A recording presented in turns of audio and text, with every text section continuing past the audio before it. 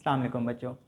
आज हम स्टार्ट करने लगे हैं prototype drug use in diarrhoea कि डायरिया में कौन कौन सी ड्रग यूज़ होती हैं। ठीक है, सबसे पहले तो बच्चों हम डिस्कस कर लेते हैं कि डायरिया होता क्या है। ठीक है, देखो अल्लाह पाक ने ना आप लोगों की एक जीआईटी की मूवमेंट्स बनाई है कि आप कोई भी चीज़ खाओ, ठीक है, तो वो आपके मुंह से एनएस की तरफ मूव करती है। ठीक है, जिसे पेरिस्टाल्सिस मूवमेंट कहते हैं। वो आपकी खुराक को आगे की तरफ धकेलती हैं, उसमें से जो काम की चीज़ें होती हैं वो जज़्ब हो जाती हैं, जो बेकार चीज़ें होती हैं वो फिर निकाल ली जाती हैं। ये एक नॉर्मल मूवमेंट्स होती है। इवन कि ये इतनी स्ट्रॉन्ग होती है कि अगर किसी इंसान को ना आप उल्टा भी लटका दो, ठीक है, उसको 8-10 घंटे के लिए उल्टा लटकाए रखो, तब भी जो यानी कि उसकी खुराक है ना वो हमेशा एनएस की तरफ ही मूव कर रही होगी। ठीक है, ये एक नॉर्मल कंडीशन होती है। लेकिन किसी भी रीज़न की वजह से अगर आप लोगों के मतलब जीआईटी की जो मूवमेंट्स है ना उसकी जो मोटिलिटी है वो इंक्रीज़ हो जाए, ठीक है, ठीक है, बढ़ जाए, इतनी बढ़ जाए कि आपकी जो नॉर्मल टाइमिंग है ना, आपने कोई चीज़ खाई है उसको कोलन तक पहुंचने के लिए ना 7-8 घंटे लग जाते हैं। ठीक है, तकरीबन वो फूड पे भी डिपेंड करता है। हम एक एवरेज टाइम लेते हैं। कोई फूड होती हैं वो बहुत आहिस्ता मतलब मूव करती हैं, कुछ मतलब तेज़ मूव कर रही होती हैं, लेकिन एक एवरेज टाइम ये लिया जाता है। लेकिन अगर आपने कोई चीज़ खाई है और विद इन 1 घंटा या कुछ मिनट्स, ठीक है, बाद वो अगर फीसिस के ज़रिए निकल जाए तो इसका मतलब है ना वो अब्जॉर्व हो रही है। हम खाना क्यों खाते हैं? ताकि न्यूट्रिशनल जो उसकी वैल्यू है, उसकी जो अंदर न्यूट्रिएंट है उसको आपकी बॉडी अब्जॉर्व कर सके और आप एनर्जी के लिए यूज़ कर सको। अगर ऐसा नहीं होगा तो इस कंडीशन को हम क्या कहते हैं? डायरिया कहते हैं। मतलब आपकी मोटिलिटी इंक्रीज़ हो गई है, कोई भी चीज़ नहीं रुक रही, ठीक है, वो फ़ौरन आपके एनएस के थ्रू बाहर निकल रही है।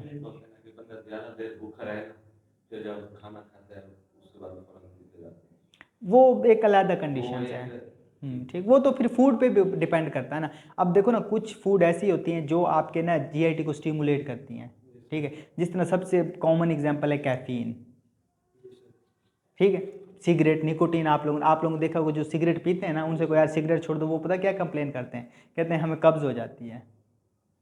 क्योंकि निकोटीन क्या करती है? आपके जीआईटी को स्टिमुलेट करती है, जो फीसिस को बाहर निकाल रही होती है। ठीक है, वो एक सिचुएशन बेस्ड होती है। लेकिन हम एक डिजीज़ की बात कर रहे हैं, डायरिया की बात कर रहे हैं। ठीक है, चलें हम देख लेते हैं। Increase the motility of the gastrointestinal tract and decrease the absorption of the fluid are the major factor in the diarrhoea. ठीक है, इसका सबसे नुकसान यही होता है कि ना कोई न्यूट्रिएंट अब्जॉर्ब भी नहीं हो रहा, और आपको तो एनर्जी की हर वक्त ज़रूरत होती है। ठीक है, क्योंकि आपका ब्रेन है, आपका हार्ट है, उसने काम कर रहा है, उसके लिए एनर्जी चाहिए, तो कांस्टेंट सप्लाई चाहिए होती है आप लोगों को। ठीक है, अच्छा, most common antidiarrhoeal drug use treat the acute diarrhoea include the antimotility agent and adsorbent. इसके लिए ना हम दो चीज़ें सबसे ज़्यादा यूज़ करते हैं। एक तो एंटी मोटिलिटी एजेंट, यानी कि जो आपकी मोटिलिटी को क्या कर दें, तो बिल्कुल स्लो कर दें। ठीक है, वो हम यूज़ करें। उसमें सबसे जो कॉमन ड्रग यूज़ की जाती है वो है लोप्रामाइड। ठीक है, लोप्रामाइड यूज़ की जाती है। ये किस नाम से आती है यार, इतनी कॉमन है? अमोडियम। अमोडियम कैप्सूल होता है। कितने एमजी का होता है? 2 एमजी का होता है। ठीक है, वो तो एंटीबायोटिक है ना, उसको हम बाद में डिस्कस करेंगे। ठीक है, लेकिन आपकी जो एंटी मोटिलिटी है ना उसको कम करने के लिए क्या यूज़ किया जाता है? लोप्रामाइड यूज़ किया जाता है, जो कि पाकिस्तानी ब्रांड अमोडियम के नाम। वैसे तो और भी ब्रांड है, लेकिन अमोडियम एक ना फेमस ब्रांड है, आप किसी से भी पूछोगे।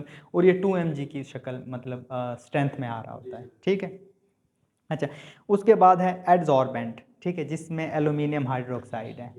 ठीक है, ये भी हम यूज़ करते हैं, लेकिन ये बहुत कम यूज़ की जाती है। ठीक है, ये क्योंकि हमने लास्ट टाइम पढ़ा था जो एंटासिड वगैरह पढ़े थे, ठीक है, उसमें ये आप लोगों ने देखा होगा।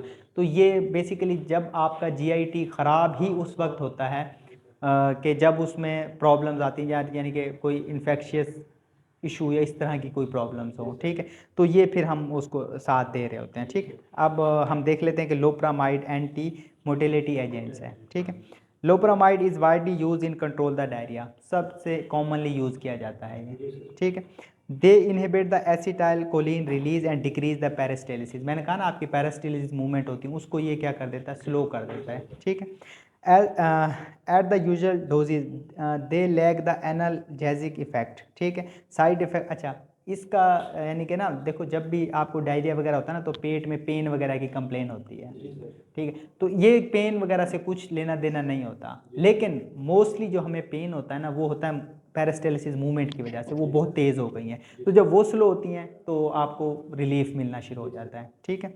अच्छा, इसके साइड इफ़ेक्ट में ये है ड्रोजीनेस, ठीक है, आपको थोड़ी सी ड्रोजीनेस होगी। उसके बाद एब्डोमिनल क्रैम्प होंगे, ठीक है, और डेजीनेस होगी, ठीक है। उसके बाद they should not be use in young children and the patient with the severe colitis. अब इसकी कुछ लिमिटेशंस हैं, ठीक है। अगर किसी की आंत में इन्फ्लेमेशन हो गई है ना, कोलाइटिस कहते हैं आपके कोलिन की इन्फ्लेमेशन को, तो उसमें आप इसको यूज़ नहीं करोगे, ठीक है। बाकी आप इसको दे सकते हो। ये हम थोड़ा सा पढ़ लें, फिर मैं आपको ना इसको बताता हूँ कि इसको हम देते कैसे। हाँ हाँ,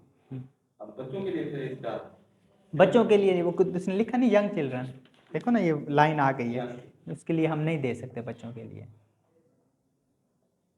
ठीक है। लेकिन इसकी डोज मैं आपको थोड़ी समझा देता हूँ, क्योंकि एज ए डॉक्टर हमारा इससे पाला पड़ता रहता है। तो देखो बच्चे, इसकी जो हाईएस्ट डोज है ना, वो एक दिन में आप, ठीक है, 16 mg से ज़्यादा नहीं देनी आप लोगों ने, ठीक है। 16 mg से ज़्यादा नहीं, मतलब 8 टैबलेट से ज़्यादा नहीं दे सकते, मैक्सिमम डोज इसकी ये है। उसको देने का तरीका ये है कि आपने उसे पेशेंट को फर्स्ट टाइम देनी है 4 mg, मतलब 2 कैप्सूल इकट्ठे लेने हैं, ठीक है। फिर हर वॉशरूम विजिट के बाद आपने 1 कैप्सूल ले लेना है,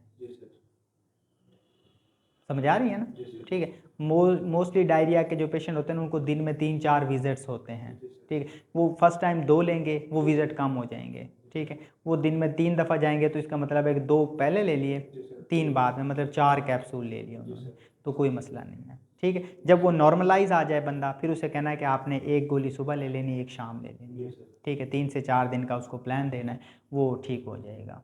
ये याद रखना, मोस्टली लोगों को ना इसकी डोज का थोड़ा सा इशू होता है, ठीक है। अच्छा, अगला जो है वो है एल्यूमिनियम हाइड्रोक्साइड, ठीक है। वो कहता है कि एल्यूमिनियम हाइड्रोक्साइड एब्जॉर्बेंट है,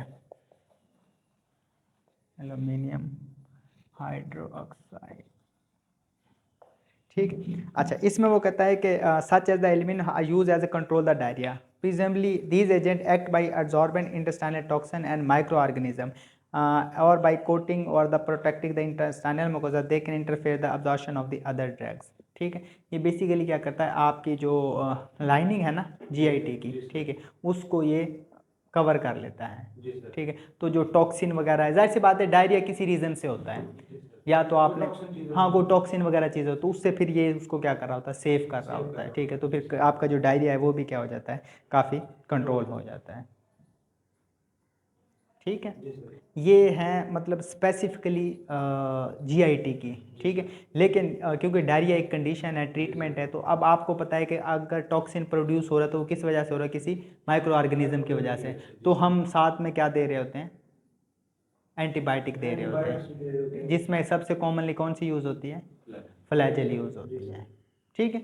ये होती है नॉर्मल। लेकिन अगर एक कोई पेशेंट है वो आईसीयू वाली कंडीशन में आ जाए, ठीक है, तो फिर हम उसको आईवी लगा रहे होते हैं, हाँ, फ्लैजेल दे ली और साथ में आपने ये नॉर्मल सेलाइन का सपोर्ट देनी है, क्योंकि सबसे कॉमनली तो उसके न्यूट्रिएंट और पानी को आपने कंट्रोल करना ना, ठीक है। और उसके अलावा आपने क्या देना उनको, ओआरएस, जिसे हम निमकोल कहते हैं, ताकि उसके जो नमकियात निकल है ना उसको कंट्रोल किया जा सके। लेकिन ना बच्चों को इसलिए तो हम ये टैबलेट नहीं देते हैं, बच्चों को क्या देते हैं, ओआरएस देते हैं, बस ओआरएस देते हैं, वो उसके नमकियात पूरे होंगे तो उसके यानी कि सिस्टम ठीक होना शुरू हो जाएंगे, समझ आ रही है ना, ठीक है। तो ये 2 यहाँ लिखी हुई हैं, 2-4 आपको मतलब एक आइडिया होना चाहिए, क्योंकि एक मेडिकल के स्टूडेंट हो तो आप लोगों को पता होना चाहिए कि क्या क्या हम साथ में इसके साथ दे सकते हैं, ठीक है। इधर तक कोई क्वेश्चन वगैरह हो तो बताओ।